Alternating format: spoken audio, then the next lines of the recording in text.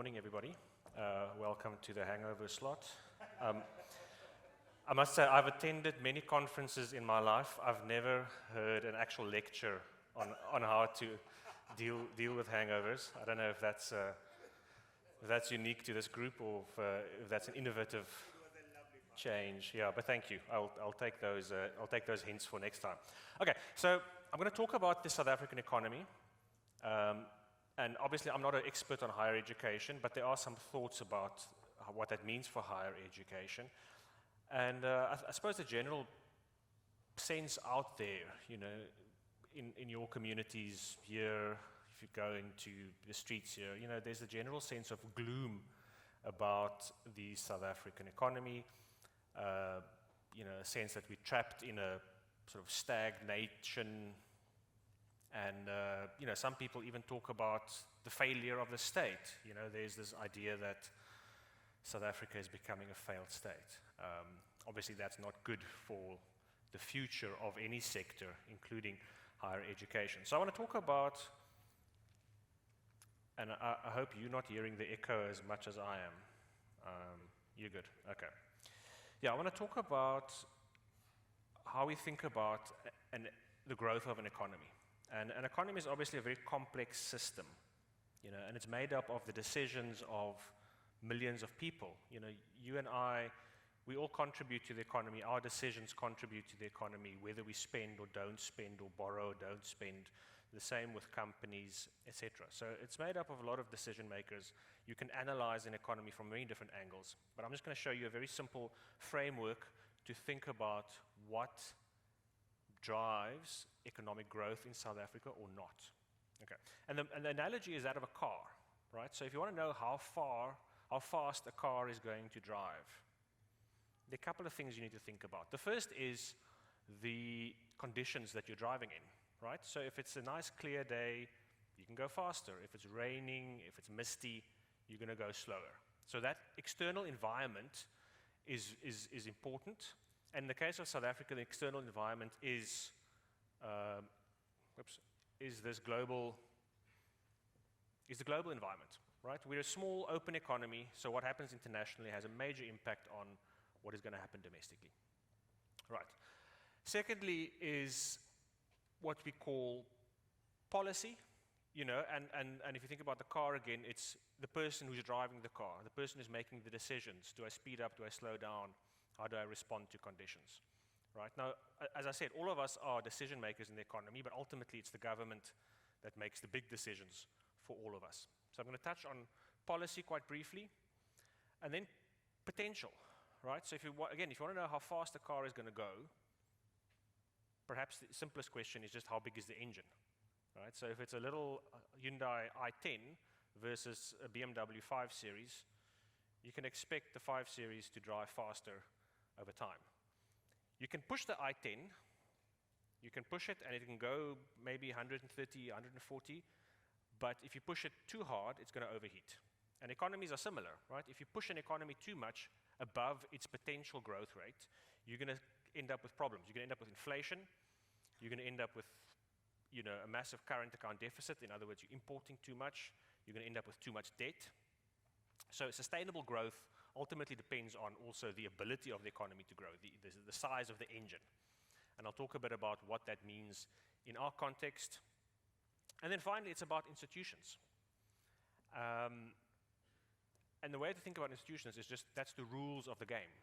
The institutions are not necessarily formal things like organizations. It can also be informal and loose ways in which the economy, society, etc. are governed. So again, if you're thinking about the car, it's about the formal rules of the road that will determine how fast you go. If it's a 60s, if there's a speed limit, you're going to slow down.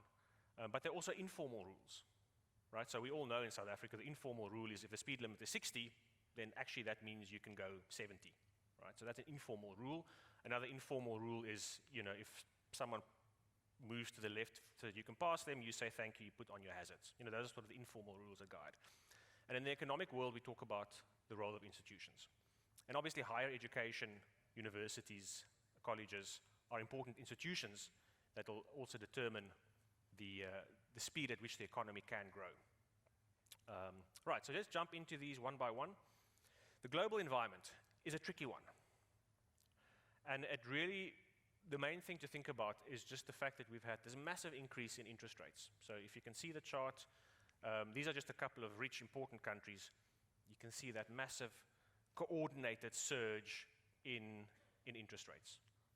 Obviously, in response to inflation that went up everywhere in the world, with one exception, one important exception, and that's China, but we won't have time to get into that too much today. But really, you had this inflation surge coming out of COVID. Again, it's a bit of a case of overheating, so too much stimulus and not enough productive capacity to meet the demand, and so you have this massive rise in inflation, and as a result, interest rates have gone up quite dramatically. The reason interest rates go up is because these central banks want to slow down the pace of economic growth. They want to bring supply and demand into better balance. And because central banks cannot impact supply, they cannot drill for oil, they cannot drive trucks, they cannot do the work themselves, they can only work on the demand side. They can only lower demand by raising interest rates. Okay, so the question is, what is the impact going to be of this massive increase in interest rates? If some of you might have studied economics at some point, and you will remember from the textbooks, they say interest rates take time to impact the economy. It doesn't happen overnight. There's usually a lag of anywhere between a year or 2 years. So we are still going to feel the impact of this the surge in global interest rates that we've had over the last year or so. You know, that's going to feed into the next year. But there's a very important kind of nuance here, and that's that if you can see the black line is the US. That's the US short-term interest rate, and then obviously the rest are, let's say the blue line, the dark blue line there, that's the European Central Bank's short-term interest rate. When the US Central Bank is known as the Federal Reserve, or just known as the Fed, somewhat affectionately, when they raise interest rates, the whole world has to respond, because the US still sits absolutely at the center of the global financial system. The dollar is still absolutely the most dominant currency in that global financial system. So when the Fed raises interest rates, effectively everybody else has to follow them to an extent. And if the Fed is raising interest rates more than other countries, more aggressively, and that has been the case because the US economy has been a lot stronger than, for instance, Europe, Japan, even China, what you're going to end up with is a strong dollar, right? Because capital is a bit like water. Water flows downhill, capital flows towards where the best interest rates are, once you adjust for risk. So South Africa has much higher interest rates, but obviously it's a much riskier destination. Once you adjust for risk, the very high interest rates that you have at the US at the moment is just pulling capital in from the rest of the world, and therefore you've seen a very strong dollar. Okay, so this is just an index of the dollar, so we're comparing the dollar against a whole bunch of other currencies. And it's now at a sort of a level where it's only been once or twice in the last 20 years. So despite all the talk about de-dollarization, we actually have a very, very strong dollar. Now, a strong dollar is not good news for the rest of the world, and I'll just use the South African example. When the dollar is strong, the rand is weak. When the rand is weak, it costs more to import things. And I'm sure in your lives, a lot of imported equipment, a lot of imported textbooks and so on, weak currency is an impact. And then over and above that, as I'll explain a bit later, when you have a weak currency, that also puts pressure on our Reserve Bank to increase interest rates. So all of this feeds ultimately also into domestic policy.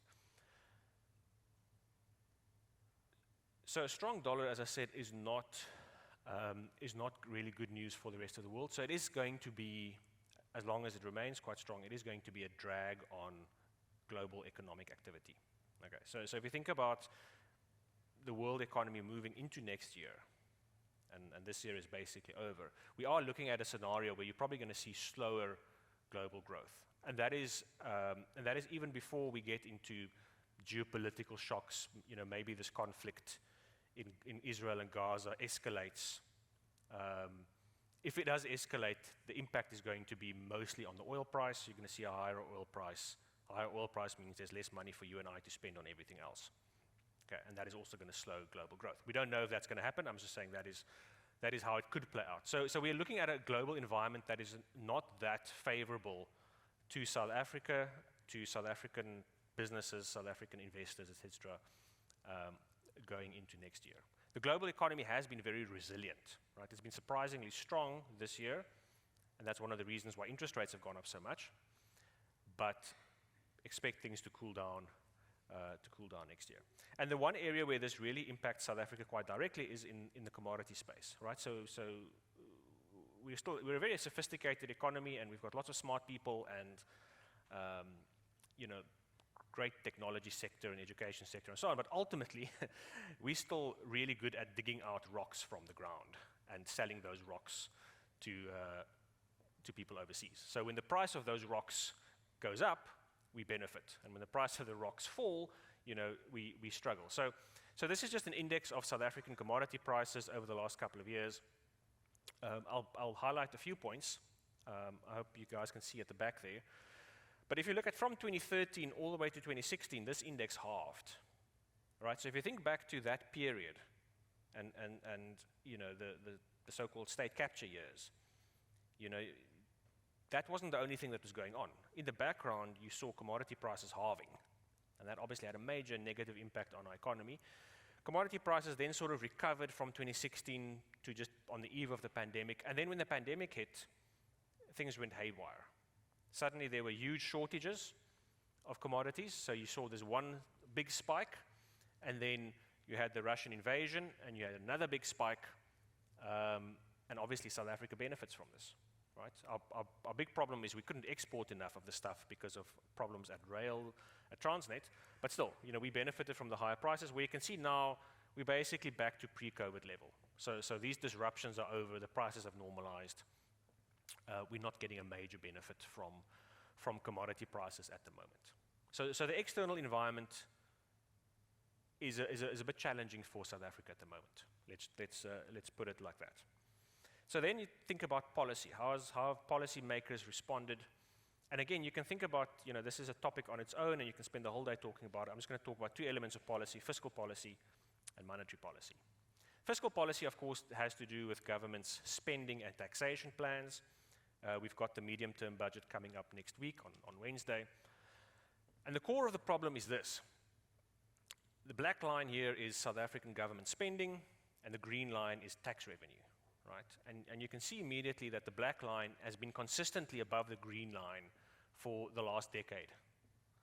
Okay? So what that means technically is that the government is running a deficit. Okay? It's spending more than it's getting in terms of income, which, as any of you will know, there's no way to run an organization. Obviously, you can see here in 2020 with COVID how tax revenues absolutely collapsed, but they have now more or less recovered, which is good, but not enough for the green line to meet up with the black line. Okay. So that is the big challenge. The difference between the two, you have to go and borrow in the bond market. Right? So the difference is borrowed. And obviously, if you borrow year after year after year for a full decade, your total debt stock as the government increases. Right? And it just keeps increasing and increasing and increasing. But not only that, the market from which you're borrowing can see that you are borrowing too much. The market is worried about your credit worthiness. So what does the market do? It charges you a higher interest rate. So you are borrowing more and more and more at an increasingly higher interest rate, which clearly is not sustainable. Okay. And that is why there's so much talk about this budget, this medium-term budget, having to make a plan for these two lines to meet. Tito Mboweni was the finance minister a couple of years ago, and he spoke about the jaws of the hippo. I think it's quite a nice way of describing this chart. The jaws opened up, spending bigger than revenue. Those jaws need to close somehow. Because if they don't, you're going to end up spending so much on interest that there isn't money to spend on anything else. Already the government is spending very similar amount of money on interest as on social grants. And over time, interest is just going to exceed social grants. So you have to get these two lines to come together to stabilize the debt so that you spend less money on interest and there's more money to spend on other things, because clearly the country has huge needs to spend. Obviously, higher education features quite strongly here, because so much of the funding of higher education comes from the fiscus. Higher education has also been part of the problem here because, of course, the fee-free education plan that was launched in 2017 was never properly budgeted for. So suddenly there's just this extra 50 billion that contributes to this black line going up. So by the way, I mean, if you look at that black line and how it's increasing over time, there's no austerity here. This idea that there's government austerity is a bit of a myth. The problem is the priorities are all wrong. You're spending money on things that you probably shouldn't spend money on, like bailing out state-owned enterprises. And wage costs have become a big portion of this black line. So this is a big challenge. This is a big challenge for us to solve. I think the intention is very much there from National Treasury's point of view. This is something that they're focused on, but it's also not something that you can do straight away, right? You cannot just say, oh, we're going to increase tax rates to make that green line go up, because guess what? We're already paying a heck of a lot of taxes in South Africa. I don't think any of you want your taxes to go up. And similarly, cutting the black line is not really an option, because that means cutting into service delivery, including education. Right, so what you need to do is you need to slow the growth in the black line, and you need to raise the growth in the green line through stronger economic growth so that those two lines can eventually meet. So it really ultimately is all about getting faster economic growth so that you can generate more tax revenue. On the interest rate side of things, this is monetary policy. The Reserve Bank, as with global central banks that I showed earlier, the Reserve Bank raised the repo rate from 3.25% to 8.25%. Okay, so a pretty big jump in interest rates locally. There are countries where this situation is much worse. I'll give you an example from Brazil. Their interest rate went from 2% to 13%. So big jump. Big jump in some other countries. We came off quite lightly in terms of the interest rate increase in South Africa. Going forward, do we expect further interest rate increases? Probably not. So the dotted line here is the headline inflation rate, and you can see that has come down quite nicely. We also had an inflation spike in South Africa last year. That's now down. It's within the Reserve Bank's target range. The purple line is what we call core inflation, so that excludes food and fuel. Again, those are volatile items. Those are supply-side items. The Reserve Bank cannot produce food. It cannot make oil, make fuel. So that gives you a better indication of what's happening with the underlying inflation picture in the country, and core inflation is actually 4.5% at the moment. It's been falling. So this picture tells me we don't need to hike interest rates any further. The inflation is coming under control. But I also don't expect the Reserve Bank to cut interest rates anytime soon, because again, we're in this environment, this global environment, where other countries have high interest rates. And as I explained, if our rate is too low, money is going to leave the country. The rand is going to fall sharply. You're going to have an inflation problem again. So we're probably looking at a scenario where rates remain at these levels for well into next year, and maybe sort of by mid next year, the Reserve Bank will start trimming interest rates. And then obviously rates are not going to go back to 3% because that was the COVID emergency. The rates will probably stabilize somewhere between 6-7%. Okay, so that's the policy side of things. Then potential growth. This is the interesting one. And this, again, is a topic we can spend the whole day talking about, but lucky for you, I've only got 40 minutes, and I've got 16 minutes left. So I'm just going to touch on a few points. The first is, obviously, if you think about what is the potential of an economy, what is the potential growth rate of an economy, it's going to be determined by, number one, how many people you have, how big is your labor force, is that labor force growing, and number two, what kind of technologies are you using, what kind of capital are you using. Those are the sort of two basic determinants of how big the engine is that you're working with. So on the population side, you'll have seen the census numbers came out, I think, last week. 62 million South Africans. So we're a pretty big country. In terms of the age profile, and this is important, right? Because if you have more young people, you've got more potential workers. If you've got more old people, then they need to earn pensions and they need to be looked after, care facilities and so on. So it does impact the structure of your economy. The median age in South Africa is 28 years old, so we're a relatively young country. We're not the youngest. The youngest country in the world is Mali, median age of 18. And then countries like Japan, which is the oldest country in the world, has a median age of 42, I think. Right? So that's pretty old. But we're 28, pretty young country. You can see quite a big cohort of children 0 to 14, and this is obviously your future customer base. They're going to move into higher education in the next couple of years. But the interesting thing is, if you then look at how what we call our population pyramid has changed, right? So this is just stacking them from various age bands, 2002 to 2022. You can see that 20 years ago, we had a very big population of young people, of children. That kind of cohort is now moving up. And actually, the pyramid, the shape of the pyramid has changed from being sort of a classical pyramid to being, I don't know what you'd call that shape. It looks to me a bit like a python that swallowed a rabbit or something. There's a bulge, right? So there's this demographic bulge that is kind of moving through the ranks. So interestingly, if you look at the far left of this chart, the growth rates of the various population segments, the fastest growth rate is actually your 60 plus, right? So we are actually aging as a country, and the children, the 0 to 14 age bracket, that actually is not growing all that much. Okay, so that means if you're thinking about the very long term in terms of education and so on, we're going to get to a point pretty soon where, like, we're going to have to start closing schools if you're not really getting growth of your smallest cohorts. Obviously, that cohort still needs to move into higher education, so, obviously the next 10, 20 years is still fine, but maybe 30 to 40 years, you start thinking about a different landscape for educational point of view. But all in all, I think this is a fairly healthy population pyramid. The one thing you don't want, which is what a lot of countries in Europe struggle with, is when you have too many elderly people and too few young people. And that ratio of young people having to support elderly people goes out of whack, and that creates problems. Our problem is not a lack of young people. Our problem is that there's not enough work for everyone.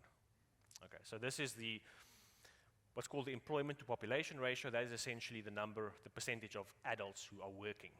Right? So if you look at the unemployment rate, there's kind of definitions of who is counted, who's not counted, and so on.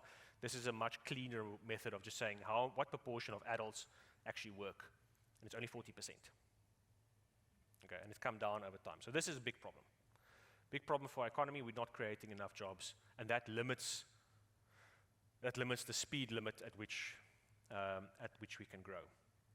Now, education plays a very important role here. So this is data from Statistics South Africa, just showing you, breaking down the unemployment rate by various levels of educational attainment. And clearly, so the interesting thing is the difference between getting a matric certificate and not getting a matric certificate is not that big. Right? If you're only getting matric, your unemployment rate is not that much lower than someone who doesn't finish school. Okay. But where it really becomes, there's quite a pronounced jump, from 35 to 20 is if you have some form of tertiary education.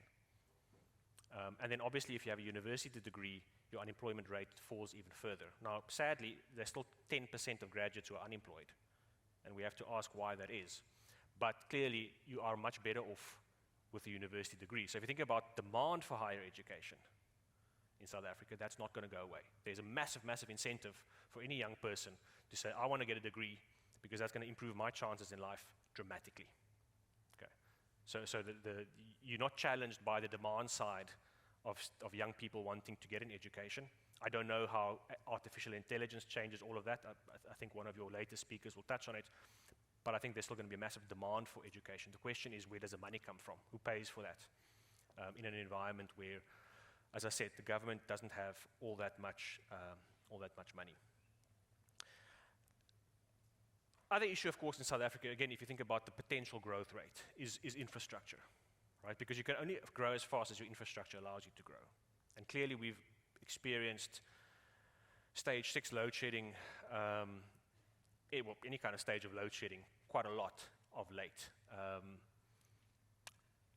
Not all of us, but most of us have experienced load shedding. It's obviously a big headwind for economic activity, right? It's very hard to run a modern economy without reliable electricity.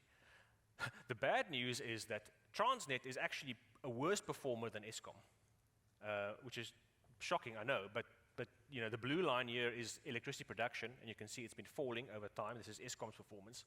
But the green line is the performance of Transnet's rail freight, right? This is the volume of goods being moved by rail, and it just absolutely plummeted. So we've got these key networks, state monopolies that are just absolutely failing us and is holding back our economy in a big way. The good news, I think, is that the penny has finally dropped with government about how to address this. And the reason the penny has dropped is very simple, is that the crisis has become so big that it cannot be ignored anymore. So again, if you think about load shedding, when it was stage 1, stage 2 load shedding, government could say, fine, you can carry on, you do your own thing. But as soon as you get to stage 5, 6 load shedding consistently, the crisis is so big that it cannot be ignored. So what we got government saying basically you can go out and produce as much electricity as you want as a private sector. There are no more restrictions. You can put up your solar panels, you can buy electricity from independent producers, you can generate your own electricity, do your own thing, go nuts.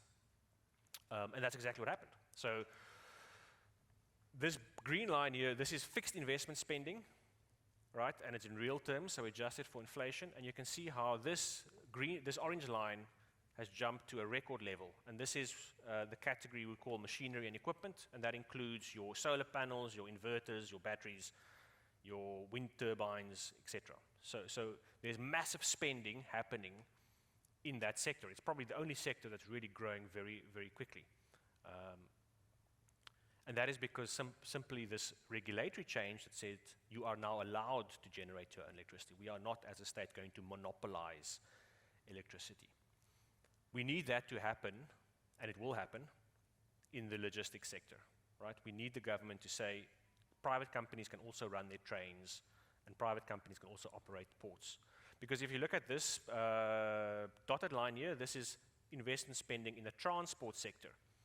And it's a dotted line, so it's a bit maybe a bit difficult to see, but you can see this has been falling over the last 5, 6, 7 years, right? So there hasn't been investment into transport. We need more investment into that logistics sector.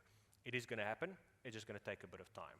Okay, we are waiting until within the next couple of days, the government will release a blueprint on how to fix the logistics sector by involving the private sector. And of course, the private sector is very eager to get involved in these projects because these are opportunities, right? If you're a business in the logistics industry, this is a massive opportunity for you. So you're going to want to invest. You're going to want to create jobs. You just need government to allow you to do that. So there is some hope here. And obviously success in terms of electricity, if it's demonstrated to be successful, that the private sector can generate their own electricity, then that is a model for us to apply to other industries, to logistics, to water, to other industries. Obviously, the private sector cannot solve everything. There's some things that the private sector will never address. The private sector is not going to fix, suburban roads or roads in the townships and so on, because it cannot make a profit there. But where there's an opportunity to make a profit, the private sector can invest and really do magical things. Okay, finally, institutions. As I said, institutions are, loosely speaking, kind of the formal and informal organizations, rules, conventions that govern how society and how the economy operates. Okay, countries with strong institutions are more successful. Countries with weak institutions are less successful. Simple as that. And South Africa's institutions are fairly strong. All right, so I've got a list here of a whole bunch of them. Some are stronger than others. Parliament, I think, arguably is not a terribly strong institution, but the courts are strong, powerful institutions and effective institutions. Elections, having regular, free and fair elections is obviously vital to maintaining democracy and maintaining the health of these institutions. The financial sector is an important institution. The Reserve Bank is an important institution that operates independently, operates without political pressure. We've got sort of private or non-profit NGOs like Corruption Watch and so on that kind of keeps people honest. Obviously, the media is a massively important institution. Free speech is a massively important institution. The fact that we can complain about load shedding is good. It's good because then the government ultimately listens to us, and they do the thing. And obviously, the highest, as I said, universities and higher education is also an important institution because it's where all the research comes from. It's where all the brains sit. It's a very important voice in society, and also obviously educating the next generation of leaders. So we have institutions, and they are fairly strong. And as I said, this ensures that the center holds, right? So people who talk about failed states, absolute rubbish, right? Because failed states don't have this. They don't have this mosaic of institutions that keep the country kind of in one piece and functioning. So what I've done for the next few slides is just looking at some international comparisons done by international organizations, so not me. And the key here is just to compare South Africa with other developing economies. Okay, I think a lot of us have friends and family that live in Canada and Australia and England and so on, and that's who we compare ourselves with. We compare ourselves with New Zealand because we play rugby against them and hopefully beat them. But this is our peer group, right? India, Brazil, Argentina, Indonesia, Colombia, Mexico, Turkey, Nigeria. You can add a few more. But this is broadly speaking our peer group. This is where international investors compare us with. So this is the Economist's Intelligence Unit. This is their democracy index. And you can see in this instance you want to have a lower score. And you can see South Africa compares very well with our peer group. This is the World Bank's rule of law indicator. Right? So how strong is the rule of law in this country? It's not perfect, obviously. Lots of room for improvement. But again, compared to our peer group, doing pretty well. In this instance, you want to have a higher score. Okay? We've got a better rule of law score than most of these countries, and we're on par with India. Corruption is a big problem in our economy, big problem in society, and I believe increasingly a problem at some of our universities as well. But if you look at all these other countries, they also have corruption problems. Right? So on this is Transparency International. This is their Corruption Perceptions Index. Here, South Africa is better than all of these countries. Okay. And no one talks about Mexico being a failed state or Brazil being a failed state because they've got corruption. But South Africa is somehow considered to be a failed state because we've got corruption. So corruption is bad, but it's no worse here than in other developed countries. Developing countries, obviously. And then, violence. I mean, the one thing that stands out in this country is obviously a very high crime rate. But if you take a broader perspective, we're not necessarily a more violent society than the rest of our peer group because they've got other problems. So, for instance, Turkey is on this list. Very safe walking around Turkey on the streets there, but obviously they're in a very bad neighborhood. There's a war right next door. Colombia, you've got all the drugs. Mexico, you've got the drugs. Brazil also has a high crime rate. So again, compared to Europe, compared to Australia, New Zealand, South Africa is not a particularly safe country. But if you look at us versus our peer group of other developing economies, we are not completely out of the park. So what does that mean in a nutshell? In a nutshell, it means as far as developing economies go, South Africa has a pretty strong institutional framework that ensures that the economy can more or less function. Okay, so we are not falling apart completely, contrary to the narrative. So just in conclusion, the last couple of seconds that I've got left, challenging global environment. This is never good news for South Africa, and it will be challenging for the next couple of months. But then beyond that, the global environment can turn supportive for South Africa again. The potential growth rate, I spoke about our population, I spoke about the need for education and the importance of education and the crucial role that your institutions play there, obviously, and the need to upgrade our infrastructure. I think I didn't get to speak about the election, but broadly speaking, I think there will be continuity, for better or for worse, right? For better or for worse, I think we'll have more or less the same policies next year than we do today. I don't think the election is going to change things dramatically. And then finally, institutions, I think, still strong enough for South Africa to not to fall apart. And therefore, as I said, in summary, let's not give up on this country just yet. Thank you very much.